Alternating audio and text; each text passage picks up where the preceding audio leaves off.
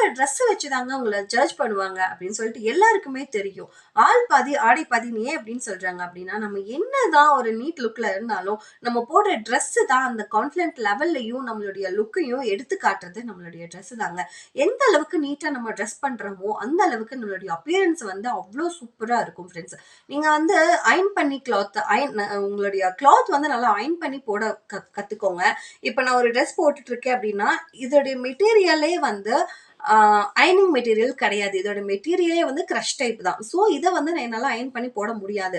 நான் இது ஏன் சொல்றேன் அப்படின்னா, அயர்ன் பண்ணி போடுங்கன்னு சொல்றீங்களா, அப்ப நீங்க அயர்ன் பண்ணி போட வேண்டியது தானே அப்படின்னு சொல்லிட்டு கமெண்ட்ல வந்து வரும். ஒரு சிலர் வந்து குடுப்பீங்க.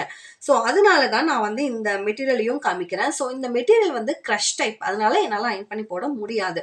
ஸோ இந்த மாதிரி நீங்க வந்து அயர்ன் பண்ணி போட்டுட்டு நீங்க வந்து வெளிய இன்டர்வியூக்கோ, இல்ல நீங்க ஆஃபீஸ்க்கோ, ஸ்கூலுக்கோ, காலேஜுக்கோ இந்த மாதிரி போய் பாருங்களேன். உங்களுடைய அப்பியரன்ஸ் அந்த இடத்துல அவ்ளோ நீட் அண்ட் லுக்கா இருக்கும். உங்களுக்கு கிடைக்கிற அந்த ரெஸ்பெக்ட் கண்டிப்பா கிடைக்குங்க. நீங்க போடுற ட்ரெஸ்ஸ வச்சு உங்களுக்கு ரெஸ்பெக்ட் கண்டிப்பா கிடைக்கும். நீங்க ட்ரை பண்ணி பாருங்க.